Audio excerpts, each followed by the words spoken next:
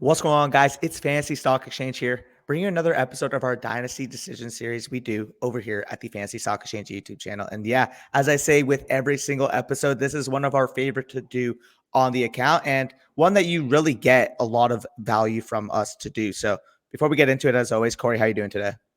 I'm doing good, as always. If you guys want to be on Dynasty Decisions, you can join our free Discord in the link in the description. You can DM us on Twitter. If you guys want priority access to be the first ones that we talk about, which you guys are going to see after we hit the intro, you can become a Patreon, patreon.com/fantasy stock exchange. Link is in the description for that.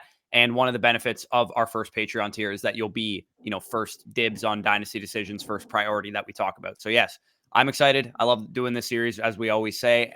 Like, comment, subscribe if you guys enjoy. If you have any other questions, fantasy related, we'd be happy to answer that in the comments. And make sure you guys go check out the other videos that we're doing on the channel if this is the only, video that you watched so far of us. And like I said, subscribe if you are new. Let's hit the intro.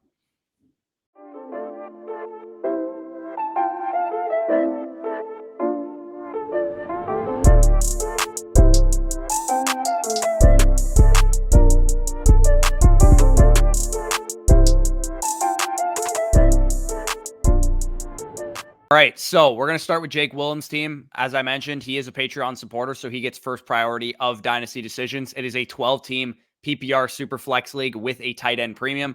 As you guys can see on the screen, in a Super Flex format, not an ideal quarterback situation to be in. Ryan Tannehill and Drew Lock as your top two guys.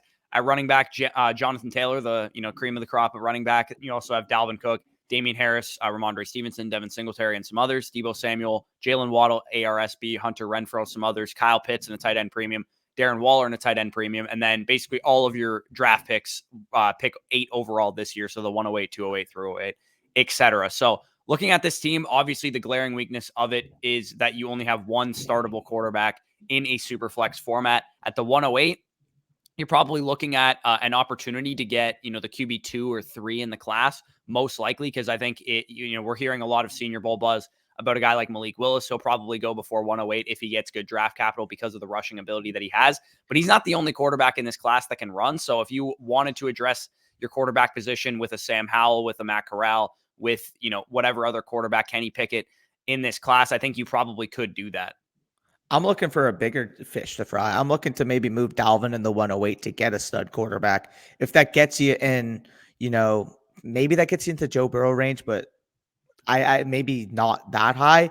If you Could get can Lamar even get, Jackson potentially if people are down on yeah, him.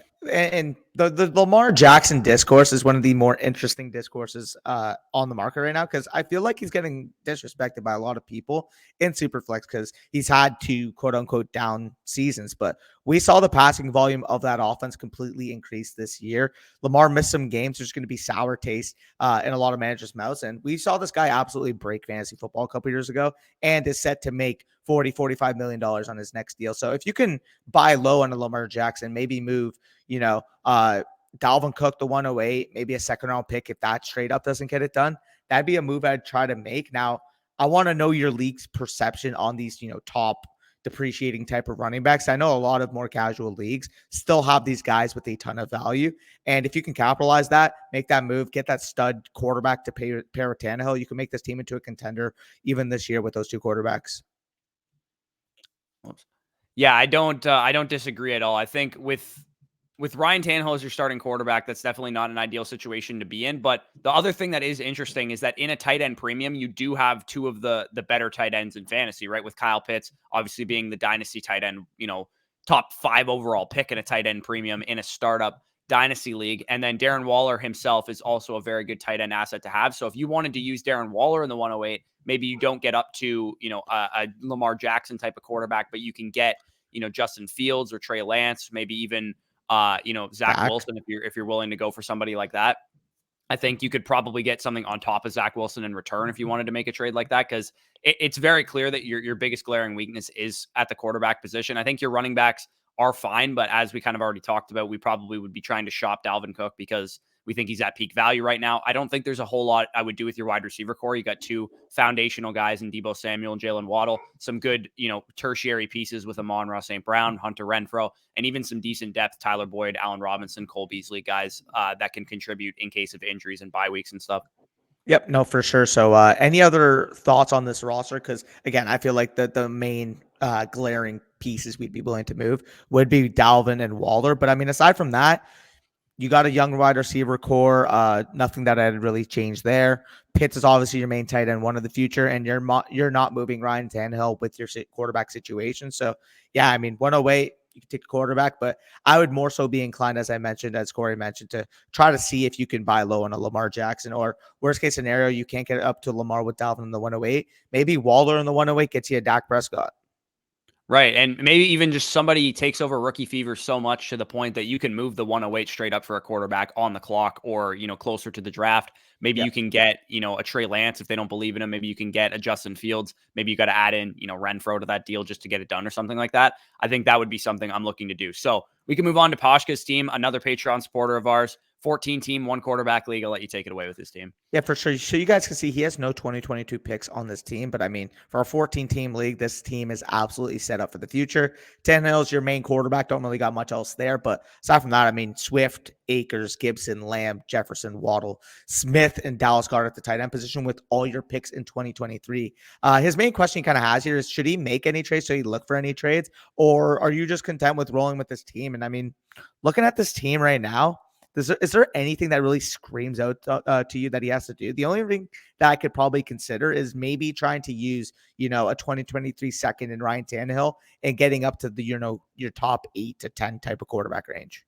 I probably would be inclined to make a quarterback move. I know it's a one quarterback league and they don't typically have as much value, but even if you just go out and acquire some kind of upside, if somebody's low on, Jalen Hurts, or if you like, I'll bring up Zach Wilson's name again, if you want to add that to this quarterback core. I think a guy like Jalen Hurts, as we kind of talked about a couple of weeks ago, a little bit undervalued by the market just because of the unknown factor, but this is clearly like a win now type of roster that you have here. So you could use Ryan Tannehill as like your safety quarterback, but he's probably not going to provide you a huge ceiling. And you can go out and acquire maybe a rookie from this past year, or an incoming rookie potentially in this upcoming draft. Even if you traded somebody for like a second round pick, you could probably just add a rookie quarterback in this upcoming draft to this quarterback core just to give you a bit more of a ceiling. But that's really all I see as a problem with this team.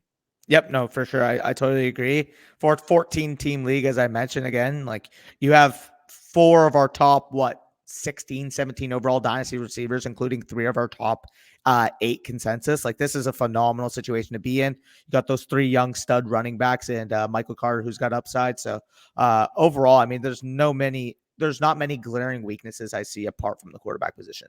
Yeah, for sure. So that'd be the only move I'd be looking to make, try and get, a potential 20 point per game score at the quarterback position. But aside from that, your running backs, wide receivers should be able to carry your team going forward. For sure. So we got our next question on the docket. That's going to be from Dean, yet again, another Patreon supporter. I'll let you take it away with this question. Yeah, and this is more of just like a macro question that he asked me. He didn't actually ask me to put this on Dynasty Decisions, but I thought it was a good discussion point for those of you guys that might be new to Dynasty and think that the players that I'm going to mention in a second are good, buy low candidates because, they're still young and there's a chance that they could improve in the future. But we know based on the data that usually players like this aren't good bets. So he basically asked, is there any hope for guys like Anthony Schwartz of the Cleveland Browns, Denzel Mims, Paris Campbell, Dwayne Eskridge? If so, why? And then he also said you can lump in, Rondell Moore, Jalen Reagor, Tylan Wallace, Laviska Shenault, guys that have underperformed to this point in their careers, but they're still in their, second, third season or something like that. And he basically said he's asking because he has several, shares in his various dynasty leagues. I think he's in 8 dynasty leagues, plus, a copy or 2 of each guy. So is there any case that can be made to buy low on any of these guys? Something like, what happened with Hunter Renfrow this year, where he kind of, wasn't very productive early in his career and then became very productive this year, or these guys typically not good bets to make? They're not bets I'm willing to make. The only one that's at least decently encouraging, like cost aside, would be Rondale, but I still think that because of his profile, because of, what we saw from Deebo Samuel, people are still going to be wanting, mid-second, high-second type of return for him, which I just personally wouldn't be willing to pay. So to answer your question overall, no, these aren't bets I'm willing to make. I mean, we have a lot of data kind of supporting the fact that if you do faceplant from your rookie year in terms of ADP value, it's not a good bet to make. I mean, we saw it buy low on N'Keal Harry, buy low on Jalen Reagor. We've seen it over the course of really the last few years that buying low on these rookie receivers that really did nothing in their rookie years is just not a recipe to succeed. Yeah, I also think on a case-by-case basis, too, you can look at each one of these guys and say, well, did they have any opportunity? And I do think that's a factor for Denzel Mims. Obviously, he had opportunity and he never capitalized on it, and they ended up trying to replace him in the draft with Elijah Moore and signing Corey Davis and stuff. Same goes for Paris Campbell. He had opportunity, just couldn't stay healthy. Dwayne Eskridge maybe didn't Schwartz really was have running that much wind sprints. opportunity because of the guys in front of him on the depth chart. But again, I don't think Metcalf and Lockett are going anywhere anytime soon. Anthony Schwartz had some opportunity with Beckham Running wind being sprints.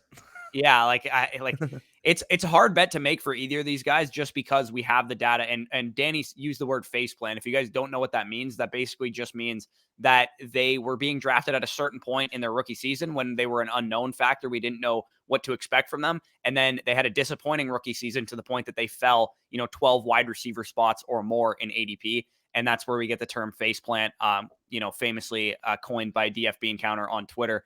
And again, the data supports this. You shouldn't bet on these guys because most people will buy into them because they're young and because they still have a ceiling, quote unquote. But I really like using players like this in trades because I think people will get caught up in the ceiling factor that they can imagine in their own mind. So if you can trade, let's say you have like Ryan Tannehill or a quarterback that you want to upgrade from, and you can add in a Rondale Moore and like a second round pick to sweeten the package to get up to a better quarterback. That's always something I'm willing to do because, again, typically we don't see a lot of these guys become the elite level fantasy wide receivers that we thought maybe they could have became before their rookie seasons. For sure. So again, yeah, any other closing thoughts you have here? Should we move on to Caleb?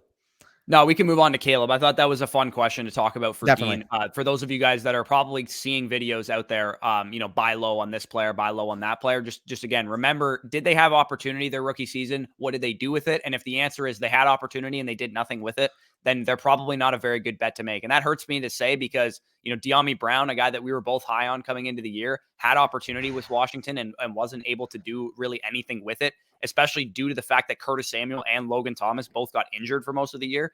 Like he had all the opportunity in the world and he wasn't able to do anything with it. So those type of bets are usually not smart ones to make. So let's move on to Caleb Lawrence's team. As you guys can see on the screen, he has it nicely organized for us with his questions and stuff. So his first question, basically, it's a 10-team super flex half PPR.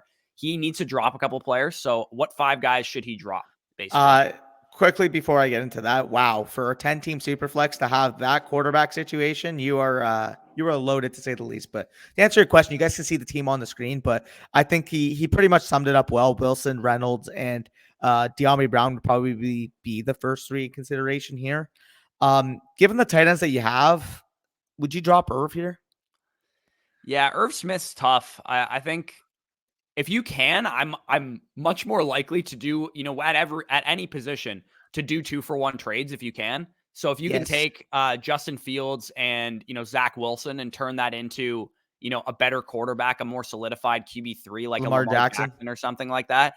And QB3. Just because you have so many great quarterbacks that you don't really need to have the depth that you have at your, your disposal. So if you can do that for a team that maybe only has 1 starting quarterback or, 2 starting quarterbacks, then I think I'd be looking to do something like that. And then obviously that solves the problem of having to drop a player as well. But if you, team standing right now, the players I'd be dropping are the 3 that you highlighted: Reynolds, Wilson, Deontae Brown, Irv Smith, and probably Kenneth Gainwell as well as the guys that I'm dropping. Yep. No, I fully agree there. Again, yeah, you could also look at, a Chuba Hubbard as well. Davis Mills also kind of makes sense as a guy that you could potentially drop, but he is a starting quarterback for the time being. Yeah. So I probably don't want to drop him. Like I said, if you can, even if you can't turn, Fields and Wilson into like a great quarterback, even if you could turn Wilson and Mills into one quarterback that's a bit better than them, then that's probably a successful move as well, just because you save a roster spot as well. For sure. So looking at these questions that he actually has here. So obviously we talked about drop 5, yada, yada, but he finished, he has this other question here. He finished in 8th place and has one of his picks as either 101 to 103. So I'm assuming he had somebody else's pick because his 108's already listed there, but one of the picks he ended up acquiring is going to be in that top 3, which is great news again for increasing that longevity and getting another top asset to this team, which, let's be honest, here is already looking like it was in good shape. Now you get a nice youth injection in the Superflex League. So you're looking good there. The question that he basically has is, who should I target with my 2 picks in the first round, or should I trade those picks for another top player? And kind of echoing what Corey said, I would use these for a leverage point. You already need to drop 5 players as it is. Maybe you can attach, the 108 and one of your young receivers talking about, or not young receivers, but one of your receivers talking about maybe the 108 and DeAndre Hopkins, and you can get up to like a T Higgins.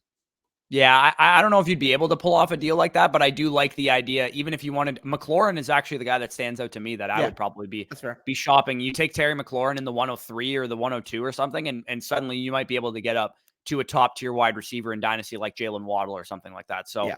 I think that's probably a move I'd be exploring. But if you just sit pat and you spend your picks, I mean that first pick has to be a wide receiver. It's just the way that this Yeah. draft stacks up. They're the best players on the clock. If you guys haven't already watched the Garrett Wilson breakdown and the Treylon Burks breakdown, I did those this week. I'm going to be doing Drake London's early next week as well. Those 3 guys to me, and I haven't watched London yet, so I don't know this for sure, but I'm pretty sure that's going to be the top tier of talent in this 2022 rookie draft. And obviously that also aligns with what I would say is your biggest need, which is high-end young wide receiver talent outside of AJ Brown and Elijah Moore. So I do think if you add a Treylon Burks to this team, you add a Drake London to this team, that's a good youth injection, like Danny mentioned.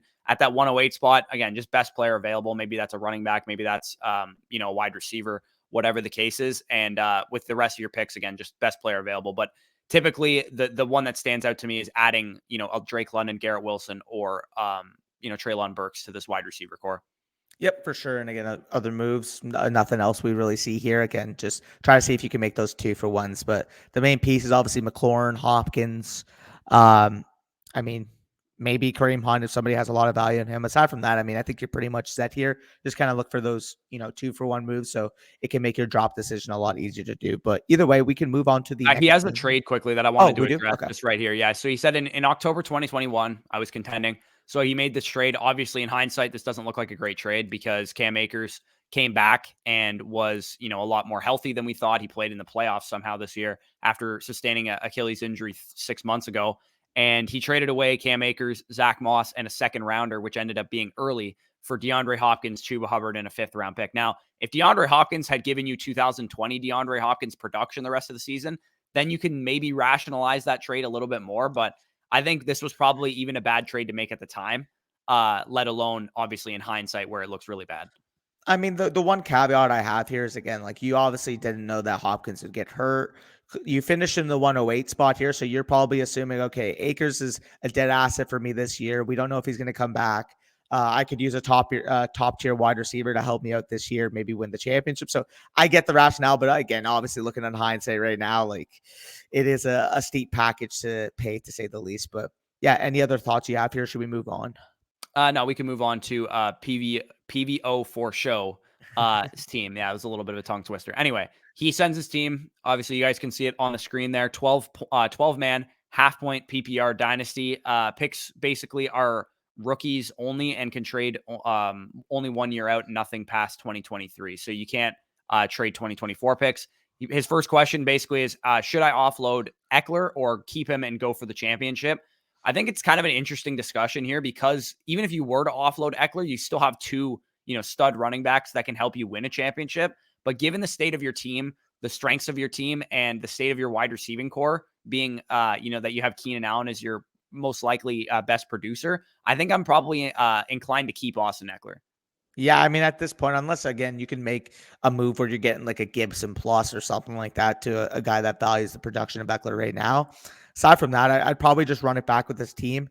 I'd be interested to see, because I mean, you have Lance and Watson in a 1-quarterback league. If you can maybe get a slight downgrade there and bolster that wide receiver group, maybe you can go Watson and Amon-Ra and end up getting, a package that gets you like a Waddle or Higgins back. DJ Moore or something like DJ that. Moore, yeah.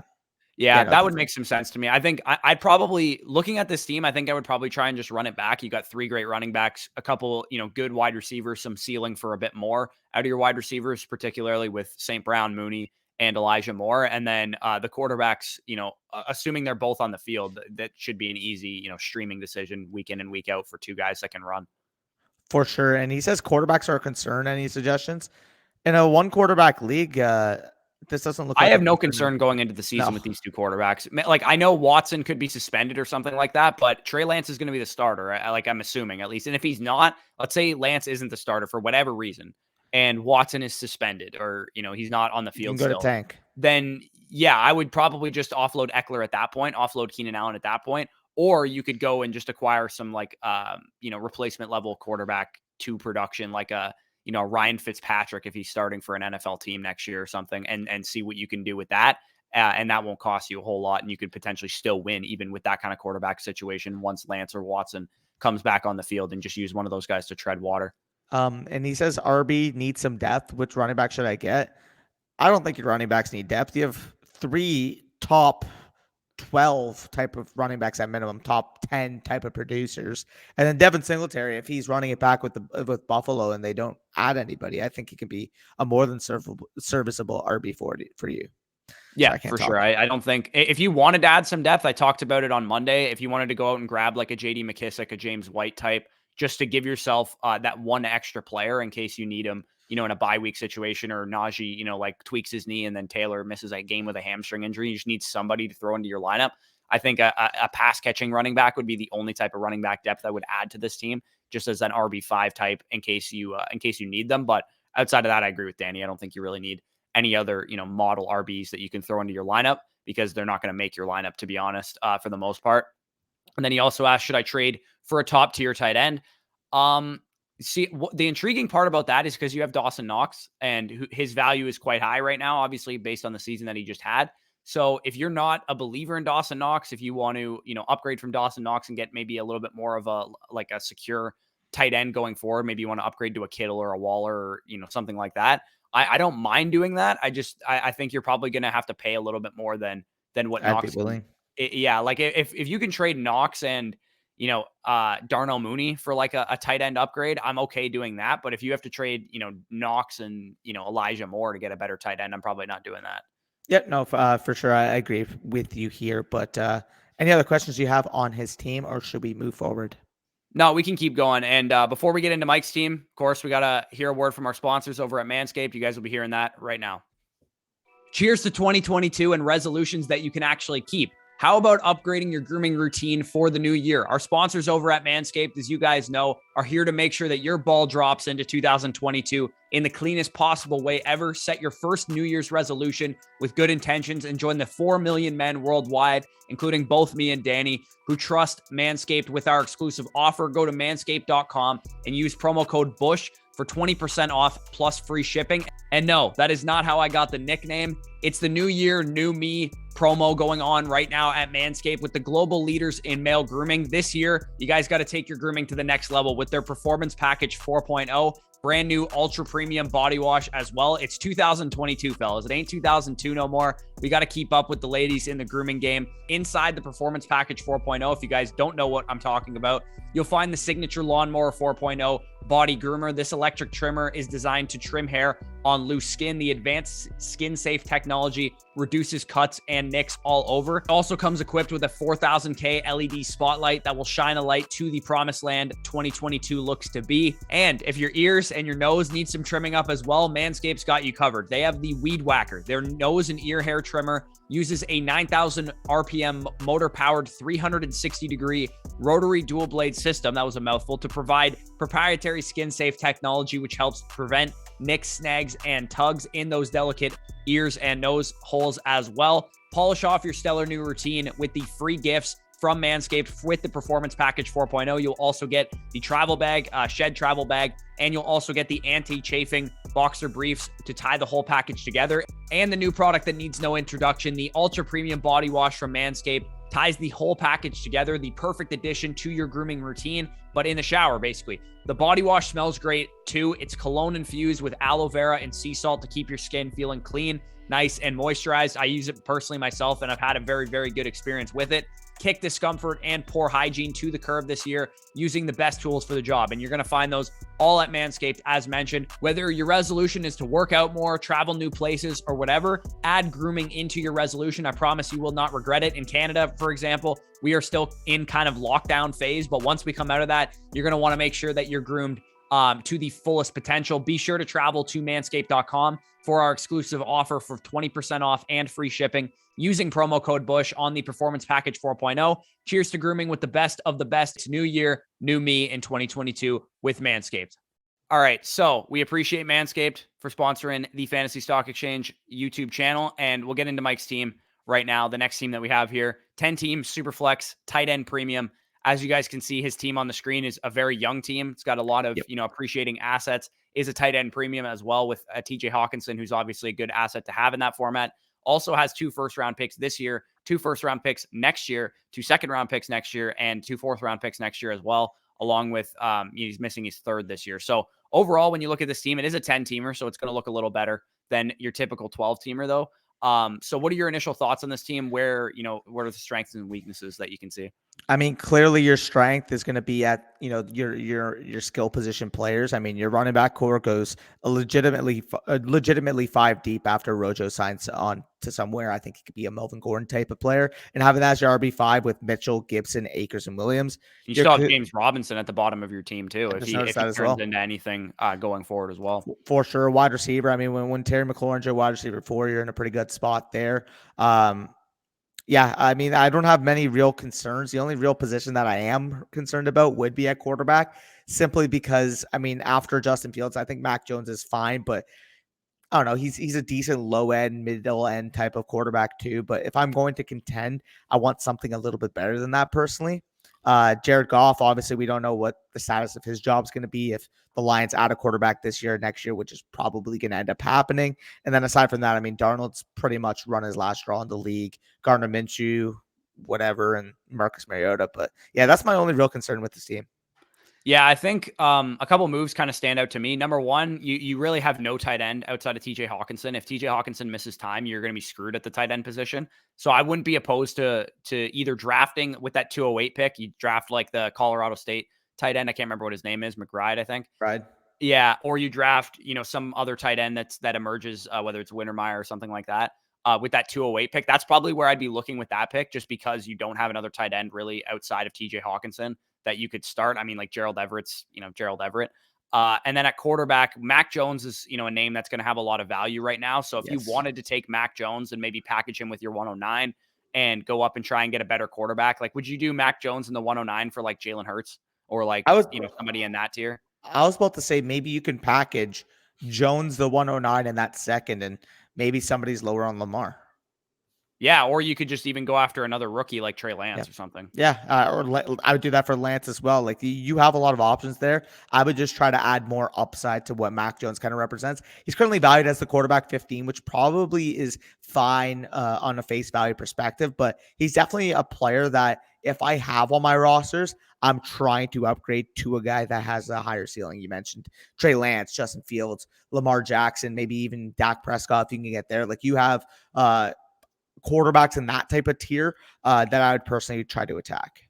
Yeah, and that 109 pick too could also be used on a quarterback if, Corral or Howell or whatever. Because the thing that the sneaky thing about this quarterback class is, and I've started to realize this as I dig into the class a little bit more, is that all these guys can run. Like, they might not be, superstar NFL prospect quarterbacks or anything, but Corral, even Howell, like, these guys are like having 800 rushing yard seasons. Like, they can 900 run. yards. Howell had like 900 they can yards run. and 15 It's not touchdowns. just Willis that can run in this class. Yeah, no, again, like Howell had like 900 yards and 15 rushing touchdowns this year. Like, it was Hell, pretty... even Pickett can run. They got a rule change because of him. The fake slide. What a swaggy player. But yeah, I mean, clearly in a good situation here. Obviously, we don't talk about defense a lot, but I mean, you have Rams and Bills, which I'm assuming is going to have you in a good situation as well. Yeah, for sure. So we can move off of Mike's team. I think he's in a good situation here. We'll move on to Judoyo's team. I'll let you take it away with him. Yeah, for sure. So you guys can see Judoyo's team on the screen. No super flex with the 12-team format. So you guys can see, even in a no super flex, you have Justin Herbert as your main guy. Mac Jones as your backup. I think that's a pretty good situation to be in. Running backs, you clearly have a more of a win now type of group with Henry, Kamara, and maybe Penny goes back to the Seahawks. Who knows there? Wide receivers are clearly win now with Adams, Godwin, Brown, Thielen, etc. So to me, this is a clear win now team. You have to try to contend in 2022, given the age, given the value of your assets, where their real life production for the most part is going to equate more value than what you could get in a trade. I love how they just forgot about tight ends in this league. There's literally no tight end position in this league, which is interesting. I've never actually seen that before. But yeah, I agree with Danny. I think it's clearly aligned a win now type of team that you're looking at. And he said, feel free to offer advice on next steps, whether to start rebuilding after last year's L. He said, I don't know what position he finished in last year, but he said last year's L, maybe lost in the Yeah. finals or something. Yeah. Should I stick with win now? Again, I've kind of mentioned this about Derrick Henry before. Derrick Henry is going to be much more valuable to your team when he's on it than he is in a trade, in my opinion. I don't think you're going to get adequate value for Derrick Henry in a trading format to the point that I'm willing to move him if I'm a contender, because I do think that he's probably just better to ride off into the sunset. Now, there's not a lot of dynasty assets that I'd say that about, but I think Derrick Henry is one of them. Yeah. And especially because he mentions my league mates are sticklers and rarely buy old players. If they're not buying old players, guess what? You ride those old players off into the sunset. Ride Derrick Henry for another 350 carry workhorse type of season if he's able to stay on the field.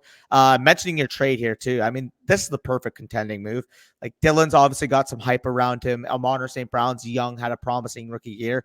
And Gabe Davis obviously had that playoff game that's fresh in everybody's memory. But this is the type of move that you can capitalize on. Getting Godwin, Brown, Rojo, and Gordon, who can add to your RB depth, as well as basically swapping the 204 for the 206. I mean, I think this is a very good deal for you in really bolstering that wide receiver group after Adams.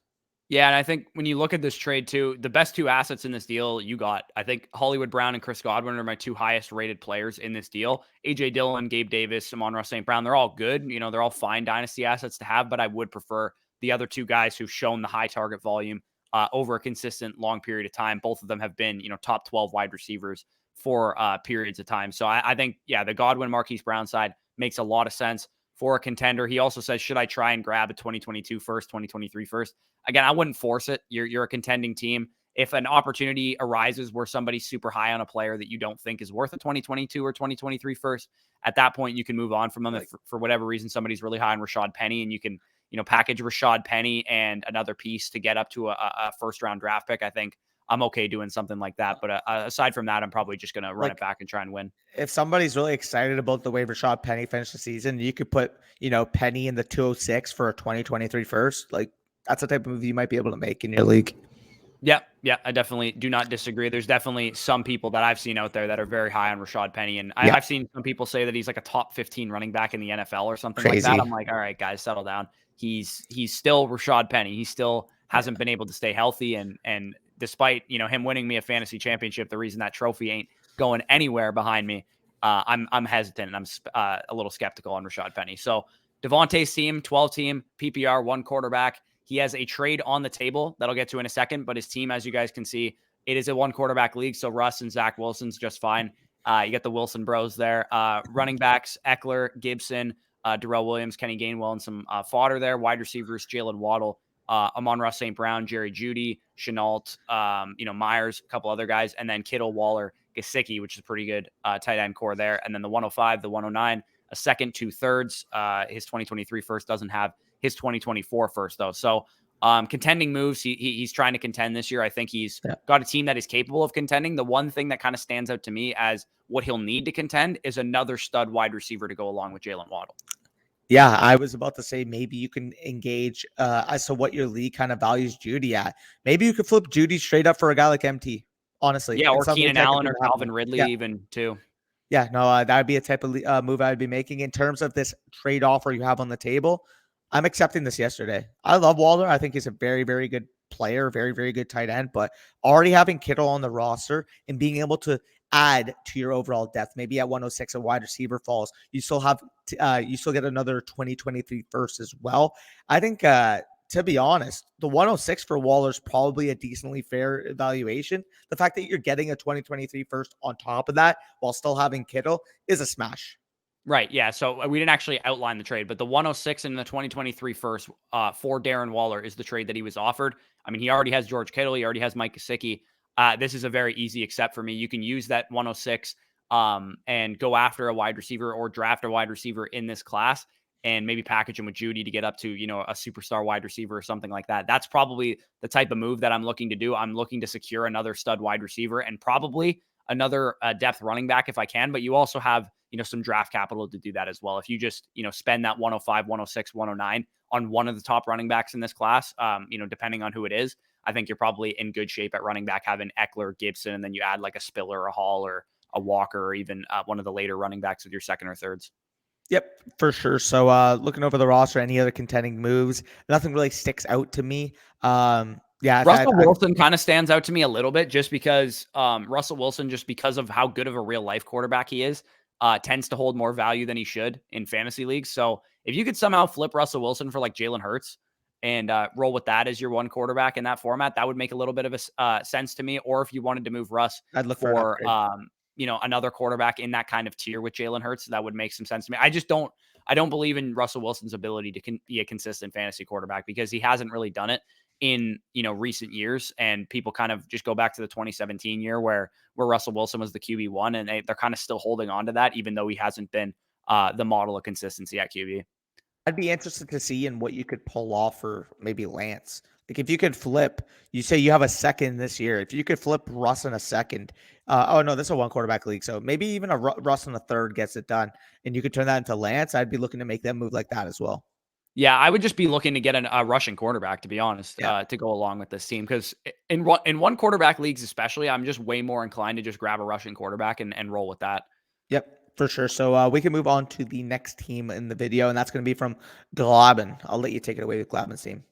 Yeah. So Glaban's team, as you guys can see on the screen, he says, other than QB3, basically, what other move should he make? Because he doesn't even list his third quarterback. I'm assuming he doesn't have one, or it's just, some fodder or something like that. It is a super flex league. He has Joe Burrow and Lamar Jackson, obviously two of our top, 6 dynasty quarterbacks. Great guys to have, and 2 guys that are in the same division. He also has J.K. Dobbins, Jonathan Taylor, and Travis Etienne as his top running backs. It's definitely a good core there. Jamar Chase, Calvin Ridley, Elijah Moore, Michael Gallup. A couple other pieces there. And then Noah Fant, most notably at tight end. Doesn't have his first rounder this year, but he does have 2 second rounders, a third and a fourth, and then 2/3 in 2023, and then his other 2 picks as well. So other than QB3, because he probably needs a quarterback to Wide go receiver along with it. depth. And to me, like Zach Wilson makes a ton of sense as your QB3, a guy that has upside but doesn't need to play as your QB1 or 2 because you have Burrow and Lamar. That makes a ton of sense to me. Or, maybe you want to address it in this draft class. At the 204, you honestly might be able to get a quarterback with that pick this year. Yeah, you might be able to like maybe a Matt Corral fall, Sam Howell, someone like that, because maybe on paper they didn't get the best landing spot, and somebody's willing to let them fall. But yeah, I mean, aside from that, obviously you mentioned quarterback 3, not to talk about. I would say maybe another wide receiver because Gallup coming off the ACL, maybe you don't want to rely upon him as being your 4 right away. Also wanted to quickly shout out the fact that you listed Elijah Moore first because he's the man crush of the channel. So shout out there. But yeah, I mean, just more wide receiver depth. But at the end of the day here, the 204, the 212, the 212, the 303, etc. The best player on the board probably should end up being wide receivers anyway. So you can add to that. But again, if at 204 you're staring down a Matt Corral, Sam Howell, or some other one of the big quarterbacks hasn't fallen to you, you could obviously make the decision when you're on the clock there as well. Yeah, the tough thing for me is going to get a wide receiver 4. Like, how are you going to go about doing that without moving, a Dobbins or a Jonathan Taylor or somebody that you probably don't want to move? Just rely on the rookie So pick. again, like I think probably spending your rookie picks, if you at the 204, let's say all the quarterbacks are gone, you can't add a quarterback. You can add, a David Bell, a George Pickens, or somebody like that has some ceiling to be your wide receiver 4. And then at the 212, you can always just add another wide receiver later. At that point, maybe like Sky Moore or something falls. Yep. So that's probably what I'm looking to do. Unfortunately, you might be at just the mercy of your rookie picks to be able to add wide receiver depth because I don't really see any guys on your team. I'm really high on all the players on your team, so I don't want to move any of them in exchange for depth or anything like that. If you had, like a Juju on your team or some obvious name that we could say that you should sell, then I would definitely go in that direction. But maybe Michael Gallup signs somewhere in free agency and you don't trust the ACL tear and you want to move off of him. At that point, that can make some sense as well. Yep, for sure. So other than that, there's nothing else I really see here. Still got your first and others next year, so you're in a good spot there. Yeah, again, just wide receiver depth and obviously that quarterback 3. But we can move on to Braunie's team, and this is going to be a 32 team 1 quarterback league. So keep that in mind for a 32 team league. The fact that you already have the top end talent that you do is pretty remarkable. So Jackson, Hill, Cook, Deontae, Pollard, etc. You guys can see that team on the screen, but he basically has his 3 questions he has here is that what wide receiver should he target for trade? And I'll let you take it away with what you think here would probably be the optimal decision.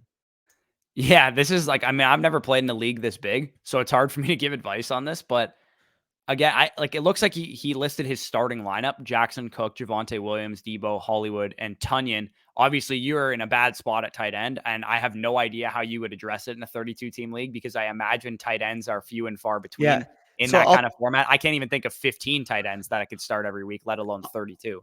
I'll tell you the starting lineup that he has in this league specifically. So he starts one running back, one wide receiver, two flexes, and a quarterback or super flex, if you will. So for those scoring settings, for having only 4 players in your lineup, man, you got a ton of depth on this team, if I do say so myself. So looking at that 120, I mean, realistically, from the wide receiver position, I kind of just run it back with your starting lineup. I mean, you got the Lamar and Marquise Brown stack. Obviously, Cook and Debo are going to give you top end production at their respective positions. And Javonte obviously got a ton of upside there as well. So, yeah, I mean, for a 32-man league, this is pretty stacked up. Yeah, Dalvin Cook, again, you're going to hear us talk about Dalvin Cook as being a potential Yep. sell for us at this point. So if you wanted to turn Dalvin Cook into 2 players, you could always do that to give yourself some more depth, or you could just try and swap him out for another young running back if somebody's not as high on, Antonio Gibson or J.K. Dobbins or somebody like that. Those guys stand out as good trade targets for Dalvin Cook. And then with that 120, he asks, obviously Best that's receiver. basically like the 207, 208 in a regular rookie draft. So at that point, you're probably going to be looking at wide receiver talent being the best available players on the board. As I already kind of mentioned, Sky Moore, George Pickens, Wendell Robinson type of, players are probably going to be on the board at that point. I'd imagine, the top 3 running backs, probably Rashad White, Tyler Algier, type of running backs may be available at that point. But yeah, it's just kind of a best player available type of situation. Of course, we'll have you guys covered when it comes to rookie sleepers and guys that you can pick late in your rookie drafts. Yeah, no, for sure. I mean, and then he also says here which aging assets. I mean, aside from Dalvin Cook, you don't really have many true aging assets in this league or in this team. So, yeah, I mean, you're not going to get anything for Paris Gamble. You're not getting anything for like a Duke Johnson. So, yeah, I just run with this team, take the best player available at 120, and shine. Yeah, for sure. So that's the end of the video. Again, thanks for Manscaped for sponsoring it. If you guys want to be on a future Dynasty Decisions episode, join the Discord, DM us on there. Follow us on Twitter. Twitters are on the screen right now. You can DM us on there as well. And you can also become a Patreon to be first up and first dibs on Dynasty Decisions. We do about 10 of them per week. We only have 10 spots each week. For those of you guys that we didn't get to this week that submitted things, we will have you on next week. And like I said, the best way you can do that is by becoming a Patreon on patreon.com/fantasy stock exchange. You got a ton of other benefits, including our Dynasty rankings on there as well. So like, comment, subscribe if you guys enjoyed. Peace out. We'll talk to you soon.